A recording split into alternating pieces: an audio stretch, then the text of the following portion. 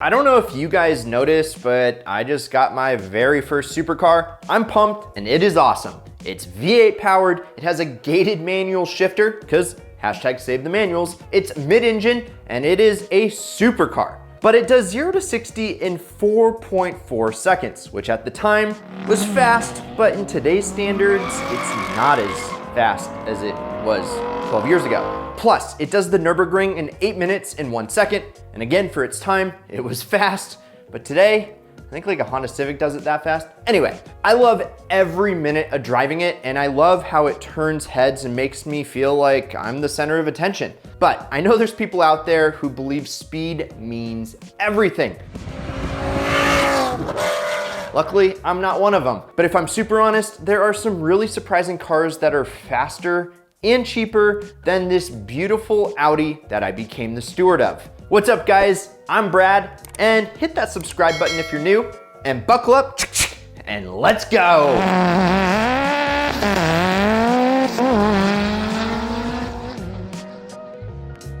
All we have to do is mention cheap cars that are faster than supercars, and you know that the JDM fanboys will start foaming at the mouth. And for good reason too. See, there's this little car from Nissan that came out in the 90s, and it was so good at slaying supercars despite being half the price that it earned the nickname Godzilla. Yes, it's the R33 Skyline GTR, and its younger sibling was a bit fatter and a lot faster.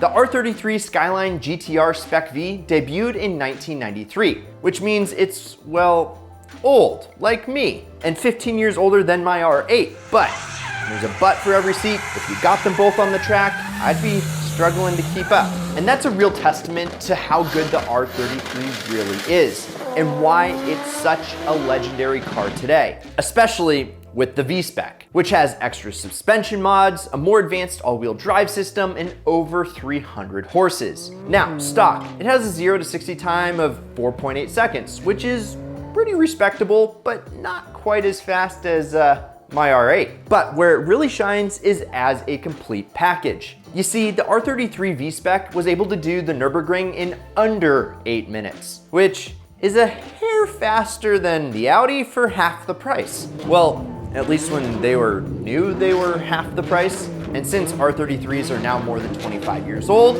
woohoo! You can import them into the good old USA. So, how much do you gotta spend on a Spec V today? Well, here's one that I found on Bring a Trailer that sold for about 20,000 bucks less than I spent on the R8. And yes, I know this is what Squid would have picked, but would have you? Let us know in the comments, and hit the like button if you're enjoying this vid so far. Because what I got was a beautiful German luxury with a screaming V8, or what I could have gotten was an old turbocharged all-wheel drive Japanese icon. Or maybe something with a lot more cylinders.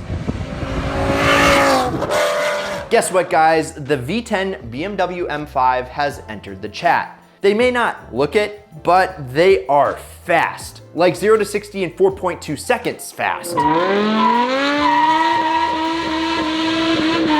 That's all thanks to the F1 inspired engine putting out 500 freaking horsepower. And they sound amazing.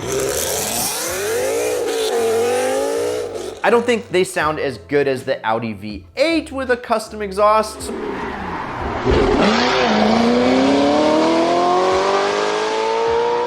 But who knows? And I definitely wouldn't trade that gated manual shifter for an extra 2 cylinders. And if you want to save the manuals, go snag our best-selling IDLT up here. But I have to admit that the M5 is the most understated 4-door supercar in existence. Plus, they are cheap as hell. Here's a beauty gray example with under 100,000 miles on it for just 25K. Yes, it has the glass SMG transmission, and I don't think I have to tell you that 25K is a lot less than I spent on the Audi, but you could buy an R33 and this BMW, and you'd almost break even for what I paid for the R8. Now, remember, these are cars that are faster than the R8, although they're not cars that are more reliable, and you will be replacing major components on that M5 like every single day. In order to avoid going bankrupt at the BMW dealer, you may want to look for a more reliable company out there and pick up a screamin' hot hatch. It's called the Honda Civic Type R, and I'm pretty sure that you and me and everybody that's not subscribed knows exactly what this is. Because, well, you watched the video Squid made about the Type R, right? I know I did, and you're missing out if you haven't. And since you watched that video, we don't have to explain that it's the latest generation of one of automotive's most prestigious lineages, right? All we have to do is say 7 minutes and 43 seconds, and you know exactly what we're talking about. Yes, that is a sub 8-minute ring time for a front-wheel drive, totally practical 4-door hatchback. That is guaranteed to be more reliable than, I only had 5 dash lights on when I drove my R8 home from San Francisco. Yeah, it's not all that reliable. And here's the thing. You can pick one up new. Yes, brand new for 38 grand, which is, well, less than a used supercar. But ring times don't matter on the street. My supercar is faster off the line. And no one's gonna care about handling when I leave you at the light. Unfortunately, the next car on our list will have no problem walking away from any R8 from a dig.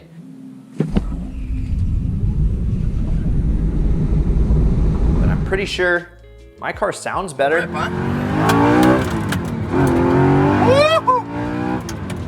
And this is the type of car that after you get done watching this video, till the end, go out to your local street and at a stoplight, ask a Tesla owner to rev their engine. Yeah, you get some funny looks. But the unfortunate part is, well, I don't want to admit that a Tesla is way faster than a dinosaur-powered R8, but the Model 3 performance is, well, really fast. And it's got a 0 to 60 time in 3 seconds silent. And that's a full second faster than my Audi. So it's pretty hard to argue anything else. Plus, if you want to get arrested by the taste police, throw a wing and some suspension on it, and it will run the ring faster than a V8 R8 as well, for a lot less moolah. Here's one for 43K and it's still practically brand new. And believe it or not, the ideal car strategies actually work with Teslas and pretty much every car that we've covered on this list. So if you want to learn how I leveled up from a cheap car to a supercar and the 7 mistakes that most of you guys make when you're trying to buy a car to make money on,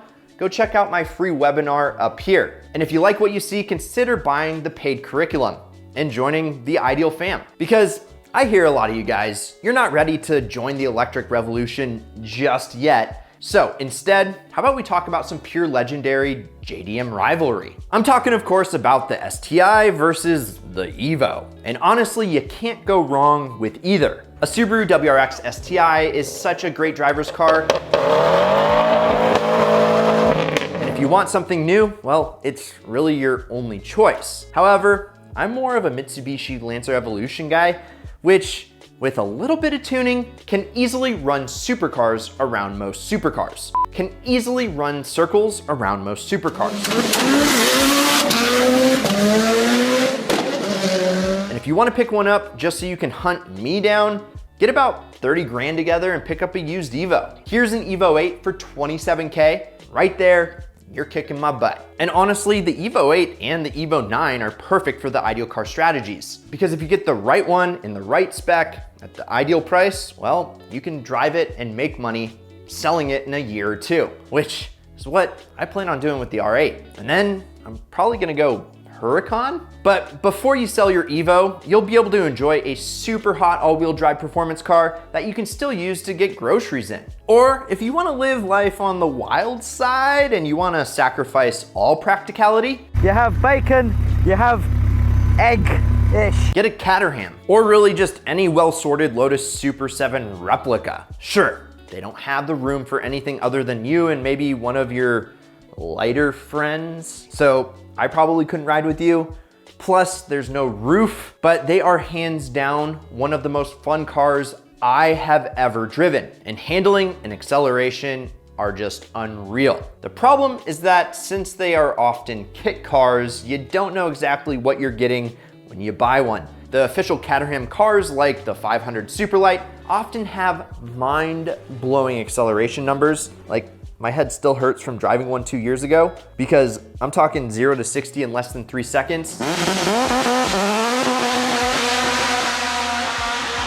And for 37 grand, you are about the same price as a Civic. But some people just have really weird ideas and will build a Super 7 replica with like a tired 22R motor and skimp on the suspension. So just make sure you do your research and get a tried and true design rather than some backyard knockoff. Wait, hold on. Small, lightweight, emphasis on handling?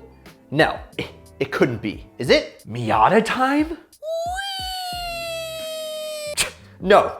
No way, no stinking way a little Miata is faster than my R8. This is not real life. But guys, the numbers, they don't lie. An NC Miata driven by none other than the test driver for the Koenigsegg set a blistering ring time of 7 minutes and 49 seconds, nearly 10 seconds faster than my supercar. And what's crazy is that it didn't even have a ton of mods. It just had big brakes and an extra 50 horses and bolt-ons. And also some serious tires, which Toyo, if you're listening, we'd love some new tires for the R8.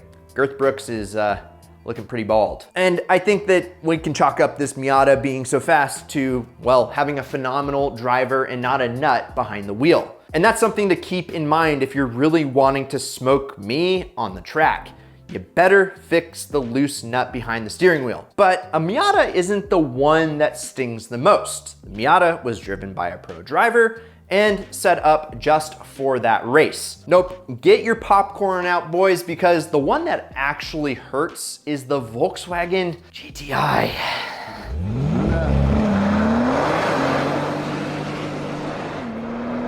I think I gotta go to the bathroom for a second. I think I just got sick to my stomach because it's a car that you can get used for less than 10 grand. And it doesn't take much for them to be faster than an R8. In fact, stock, even the older Mark V Golf can hold its own on the ring. And with a little bit of tuning, it's easy to go toe and toe off the line.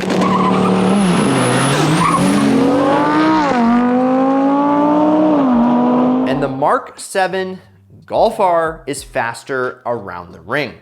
The reason it hurts so much is that because, well, the Golf is a Volkswagen, you know? Same company that built the Audi R8, and they are both all-wheel drive, but the Golf has half the displacement. Plus it's more economical, it has twice the number of seats and none of the style.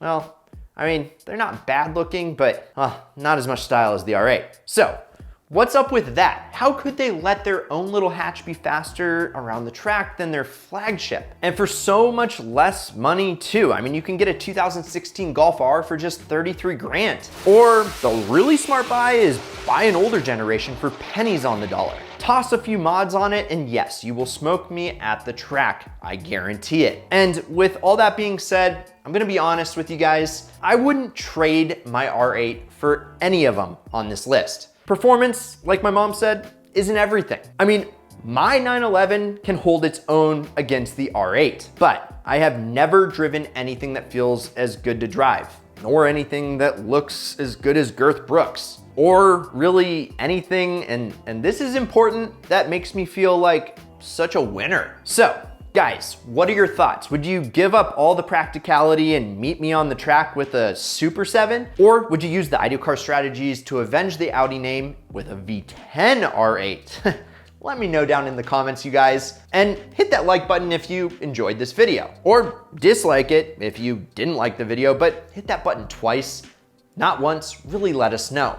Buying a supercar for me was a childhood dream, and it really is a lot like nothing else when you hit your goals in life. So get ready for a lot more supercar content on the channel. I hope that one day you can go from a cheap car to a supercar just like I did. You just gotta believe, and you gotta promise me one thing. Keep living the ideal lifestyle.